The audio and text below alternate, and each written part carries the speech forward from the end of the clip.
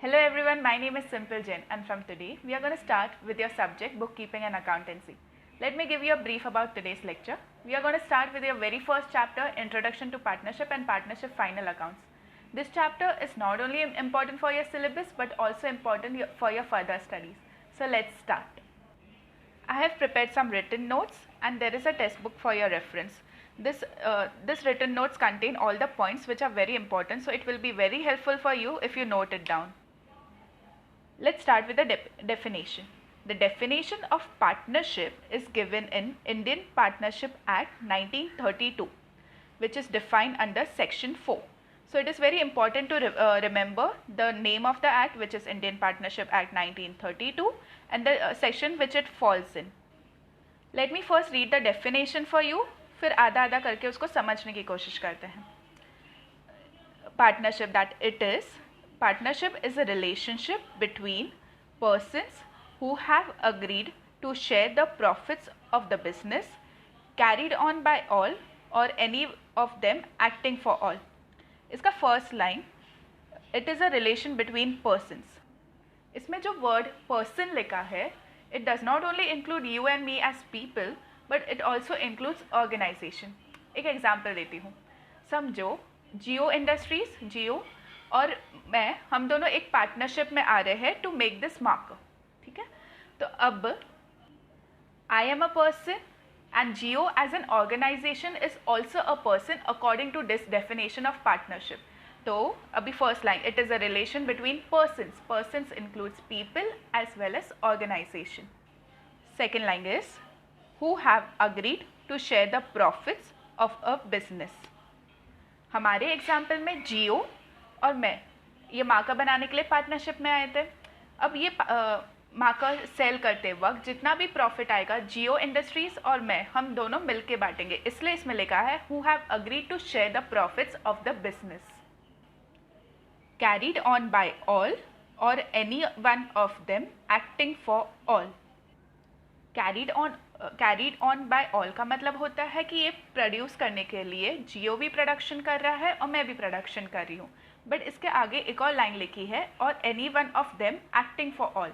Any one of them acting for all का मतलब है, फॉर एग्जाम्पल समझो जियो ने आके मुझे बोला I put money in this business but manufacturing मैं नहीं कर पाऊंगा हमारे बिजनेस में. मेरे पास और भी दूसरा मैन्युफैक्चरिंग यूनिट्स है, मैं दूसरा काम करूंगा.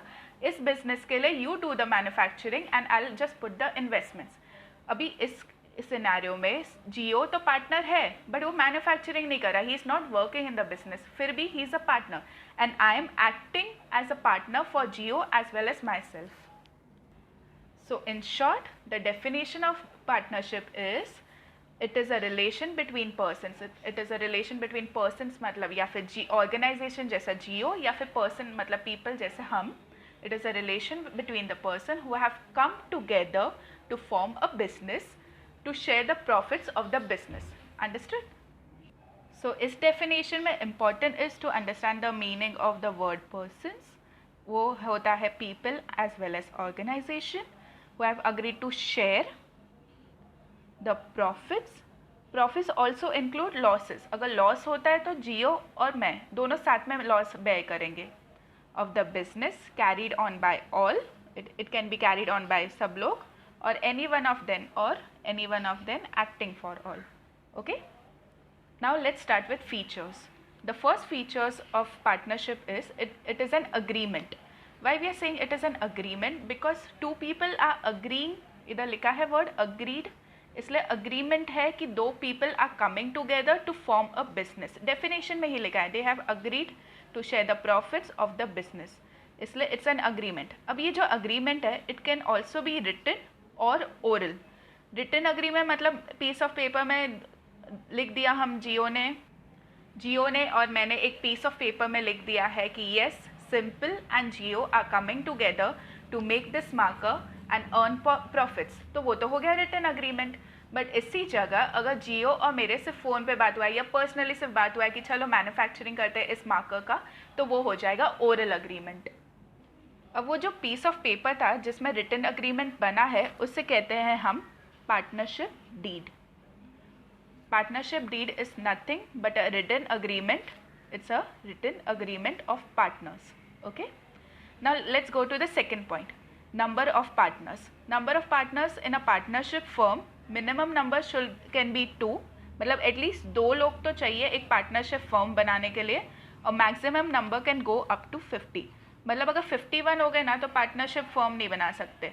50 के नीचे चाहिए और 2 के ऊपर चाहिए टू नंबर ऑफ पार्टनर्स मुझे to make a partnership firm. अब lawful business which is allowed by the state, it should be allowed by the state. मैं इसका एक एग्जाम्पल देती हूँ. As we all know Gujarat state में अल्कोहल बैन है. तो अगर समझो जियो और मैं गुजरात में रहते हो, गुजरात स्टेट में हम लोग जाके सोचे कि चलो एक अल्कोहल का मैन्युफैक्चरिंग यूनिट खोलते हैं या अल्कोहल बेचने के लिए एक पार्टनरशिप फर्म खोलते हैं. तो it's an illegal business because Gujarat में बैन है अल्कोहल. तो इलीगल बिजनेस का हम लोग पार्टनरशिप फर्म नहीं क्रिएट कर सकते. इसलिए बोलते हैं if it is allowed by the state then only it is a lawful business. If it is not allowed by the state, it is an unlawful business. अब आता है sharing of the profit and losses.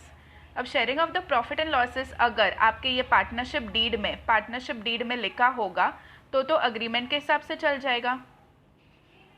Agreement में अगर लिखा है कि जियो 50% और मैं 50% पार्टनर हूँ तो अग्रीमेंट के हिसाब से चलेगा.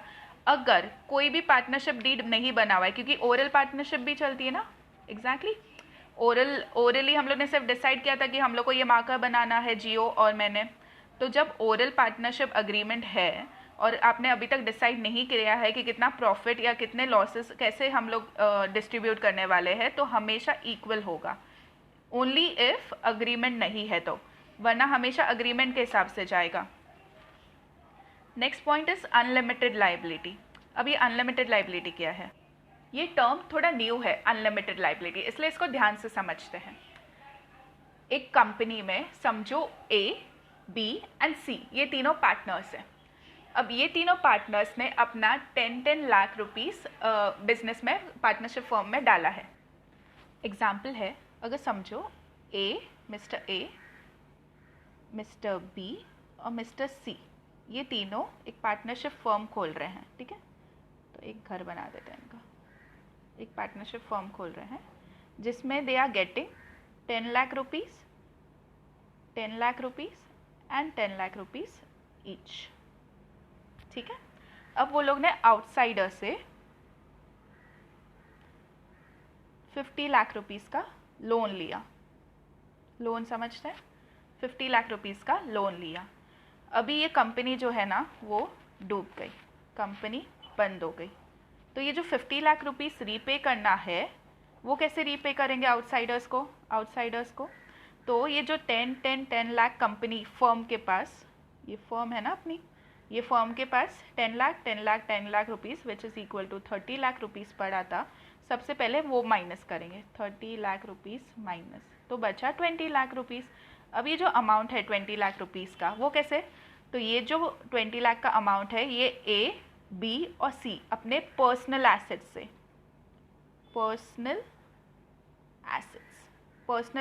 से लेके आएंगे 20 लाख रुपीस, क्योंकि सिर्फ फर्म के पास 30 लाख रुपीस बचे थे.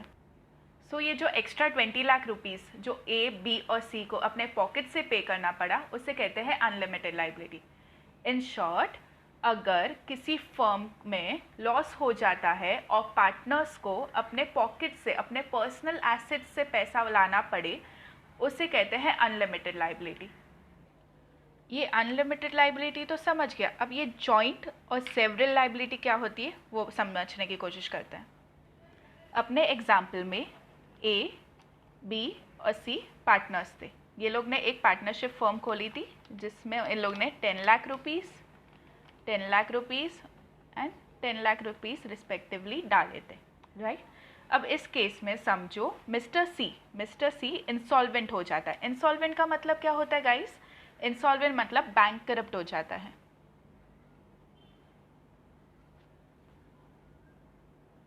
बैंक करप्ट मतलब डूब जाता है, उसके सारे पैसे डूब गए हैं. तो अब ये जो मिस्टर सी डूब गया है और उसका कोई भी लोन कुछ रीपे करना होगा तो mister A and mister B उसको पर्सनली हेल्प करेंगे. उससे उस टर्म को कहते हैं जॉइंट एंड सेवरल मतलब तीनों पार्टनर्स एक दूसरे के लिए जॉइंट एंड सेवरली रिस्पॉन्सिबल है अगर तीनों पार्टनर में से एक भी पार्टनर इंसॉल्वेंट हो जाता है। इंसॉल्वेंट वर्ड का मतलब है बैंक करप्ट, मतलब डूब जाना। अब नेक्स्ट पॉइंट देखते हैं रजिस्ट्रेशन। हमने पहले फर्स्ट पॉइंट में बात किया था कि अग्रीमेंट या फिर रिटन हो सकता है या फिर ओरल हो सकता है। ओरल अग्रीमेंट को ओरल रजिस्ट्रेशन के लिए तो रजिस्ट्रेशन करने की ज़रूरत नहीं है, मतलब ओरल अग्रीमेंट के लिए रजिस्ट्रेशन करने का तो ज़रूरत नहीं है। बट ये जो रिटन अग्रीमेंट है जिसमें पार्टनरशिप डीड बनता है, अच्छा पार्टनरशिप डीड मतलब क्या? पार्टनरशिप डीड मतलब एक रिटन पेपर जिसमें दोनों पार्टनर्स के सारे अग्रीमेंट्स लिखे होंगे और सबके साइन होंगे जितने भी पार्टनर्स हैं, और ऊपर एक गवर्नमेंट का स्टैम्प होगा। ये तुम्हारी टेक्स्ट बुक में एक फ़ोटो दी है। पार्टनरशिप अग्रीमेंट, पार्टनरशिप डीड कुछ इस तरह दिखता है, जिसमें देख रहे हो आप ऊपर ये स्टैम्प है गवर्नमेंट का, इसमें पार्टनरशिप के सारे डीड होते हैं और लास्ट पेज पे दोनों पार्टनर्स, सारे पार्टनर्स की साइन होते हैं। तो जब हम रिटन अग्रीमेंट बनाते हैं, पार्टनरशिप डीड बनाते हैं, तो उसका registration with the government is compulsory only in the state of Maharashtra. मतलब महाराष्ट्र में कंपलसरी है कि आप एक रजिस्ट्रार के पास जाके ये जो रिटन अग्रीमेंट है आपके पार्टनरशिप डीड का, वो रजिस्टर करिए only in the state of Maharashtra. बाकी किसी स्टेट में कंपलसरी नहीं है। तो आप लोग सोच रहे होगे कि पार्टनरशिप डीड बना के ज़रूरत ही क्या है, ओरल अग्रीमेंट कर देते हैं, रजिस्ट्रेशन कराने का झंझट क्यों करना? नहीं, partnership deed is very important. Partnership deed में सारे अग्रीमेंट, सारे रूल्स एंड रेगुलेशन लिखे होते हैं कि पार्टनर्स क्या फॉलो कर सकते हैं, कैसे कर सकते हैं, अगर किसी पार्टनर ने कुछ गलत किया है, कुछ क्राइम किया है तो उसका क्या नतीजा होगा। तो अगर कोई भी पार्टनर्स के बीच में कोई भी अनबन हुआ या कुछ मिसअंडरस्टैंडिंग या कुछ हो गया, तो partnership deed will help you for the lawful purposes. Example ले लेते हैं।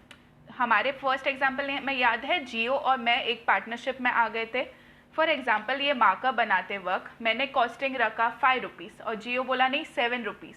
तो पार्टनरशिप डीड हम लोग फॉलो करेंगे कि कितना प्राइसेस रखना चाहिए था। ये सारी चीज़ें हमें पार्टनरशिप डीड में लॉफुली मिल जाएगी, इसलिए partnership deed is important, partnership agreement is important और उसका registration is important with the registrar of company. Next point of feature देखते हैं अपन, जॉइंट ओनरशिप एंड मैनेजमेंट। अभी जैसे लास्ट टाइम मैंने बताया था कि अगर कोई पार्टनर इंसॉल्वेंट हो जाता है या कोई कंपनी इंसॉल्वेंट हो जाती है तो तीनों पार्टनर्स जॉइंटली रिस्पॉन्सिबल होंगे। ये जॉइंट ओनरशिप का मतलब है, फॉर एग्जांपल अगर ए, बी और सी हमारे तीन वो थे, पार्टनर्स थे। अभी मिस्टर ए, मिस्टर बी और मिस्टर सी ने 10 लाख रुपीस डाला। ये 10 लाख रुपीस आके 30 लाख हो गया टोटल। अब ये 30 लाख का ये लोग ने एक कार खरीदा, फर्म के लिए कार खरीदा। तो ये जो कार है ना, ये इसका ओनरशिप हर एक पार्टनर के ऊपर इक्वली होगा। मतलब मिस्टर ए आके ये नहीं बोल सकता कि ये मेरा कार है, ये सब मैं यूज़ करूँगा, या मिस्टर बी या मिस्टर सी रिस्पेक्टिवली नहीं बोल सकते। तीनों के ऊपर equally control and equal ownership होगा इस कार के लिए। इसलिए हम बोलते हैं कि जो भी प्रॉपर्टी होगा of the firm, property of the firm उसका जॉइंट ओनरशिप होने वाला है हर एक पार्टनर के लिए, and they can use it for personal use also. तो property of the firm has a joint ownership on all the partners and they can use it for the personal use also. और management of the firm is also equal rights. मतलब कोई भी ए, B या सी तीनों में से, समझो ए ने आके बोला कि बुक्स ऑफ अकाउंट्स मैं ही बनाऊंगा, सारी चीज़ें मैं ही देखूंगा, B and C are not responsible for anything, it is not allowed. पार्टनरशिप में मैनेजमेंट राइट्स तीनों पार्टनर्स को इक्वली मिलते हैं। नेक्स्ट पॉइंट है प्रिंसिपल एंड एजेंट। हमारा एक एग्जाम्पल था जिसमें जियो कंपनी और मैं, हम दोनों पार्टनरशिप में आ गए थे, राइट। अभी जियो और मैं एक दूसरे के एजेंट हैं। एजेंट कैसे? मैं उसके बिहाफ में पार्टनरशिप का, फर्म का कोई भी काम कर सकती हूँ, वो मेरे बिहाफ में कुछ भी कर सकता है, इसलिए वो वर्ड एजेंट यूज़ करते हैं हम लोग। बट जियो और मैं रिस्पेक्टफुली आउटसाइडर्स के लिए मतलब किसी और बंदे के लिए, बाहर वाले के लिए, हम दोनों प्रिंसिपल है। मतलब हम लोग कहते हैं ना, प्रिंसिपल एक ओहदा होता है कि ओहदा है, हम दोनों रिस्पेक्टफुली बाहर वालों को रिप्रेजेंट करते हैं फर्म को, बट एक दूसरे के एजेंट होते हैं। इसलिए we say partners are principal for outsiders and they are agent for the other partners. ये याद रखना, principal for the outsiders and agent for the partners. And अपना लास्ट पॉइंट है डिसोल्यूशन। लास्ट पॉइंट है dissolution. Dissolution हमेशा agreement के हिसाब से होगा। ये जो लास्ट में अपन ने रिटन और ओरल अग्रीमेंट बनाया था ना, उस हिसाब से डिसोल्यूशन होगा। डिसोल्यूशन करने के पहले 14 डेज का नोटिस देना पड़ेगा। और डिसोल्यूशन के 4 रीजंस हो सकते हैं कि पार्टनर डाइज, मतलब पार्टनर मर गया, पार्टनर रिटायर्स, मतलब पार्टनर को रिटायर होना है। फॉर एग्जाम्पल ए, बी और सी को रिटायर हो जाना है तो आपको फर्म को डिसॉल्व करना पड़ेगा, डिसोल्यूशन करना पड़ेगा। अगर पार्टनर इंसॉल्वेंट हो जाता है, इंसॉल्वेंट का मतलब है बैंक करप्ट हो जाता है, उसके पास पैसे नहीं बचे हैं, बैंक करप्सी हो गई है, डूब गया है वो। और if the partner is insane, insane मतलब वो मेंटली रिटार्डेड, मतलब वो थोड़ा पागल हो गया है। तो अगर ये चारों रीज़न में से कुछ भी हो जाता है तो वो जो पार्टनरशिप फर्म है वो डिसॉल्व हो जाएगी, डिसोल्यूट हो जाएगी। ये था आज का क्लास, फटाफट ब्रश अप कर। सबसे पहले अपन ने देखा इंडियन पार्टनरशिप एक्ट 1932 का है, सेक्शन 4 में डिफाइन किया हुआ है। It is a relation between persons मतलब पीपल या फिर organisation who have agreed to share the profits of the business carried on by all or any one of them acting for all. फिर हमने सारे features देखे जिसमें agreement था, number of partners था, लॉफुल बिजनेस होना चाहिए, sharing of profit and losses agreement के हिसाब से या इक्वली, अनलिमिटेड लाइबिलिटी देखा, रजिस्ट्रेशन देखा, जॉइंट ओनरशिप है और मैनेजमेंट देखा कि प्रॉपर्टी ये इक्वल राइट्स होते हैं, प्रिंसिपल एजेंट का रिलेशनशिप देखा और डिसोल्यूशन देखा। So this is for today. I hope you like this lecture and if you have any doubt you can free feel to contact me. This is my email ID jensimple30@gmail.com. Thank you everyone. Bye bye.